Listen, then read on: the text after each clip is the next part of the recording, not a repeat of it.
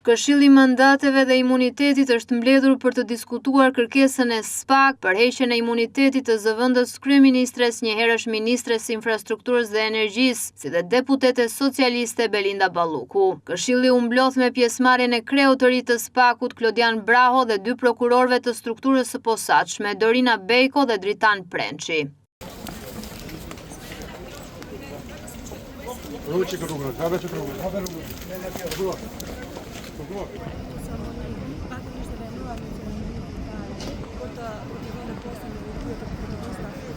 Sipas relacionit të dërguar kuvendit, SPAK pretendon se Balluku ka ndërhyrë në 12 procedura tenderuese dhe ekziston rreziku që për shkak të pozicionit të kryejë veprime të tjera penale. Rregullorja e kuvendit nuk parashikon një afat të caktuar për përfundimin e shqyrtimit nga Këshilli. Megjithatë, referuar mbledhjes së fundit, ai ka maksimumi 2 javë kohë për të përgatitur raportin përfundimtar, i cili duhet më pas të çohet për votim në seancën plenare më të afërt. Ligji parashikon gjithashtu një afat 3 mujor, brenda të cilit, nëse nuk merret vendim, kërkesa e prokurorisë konsiderohet e paplotësuar dhe bie automatikisht.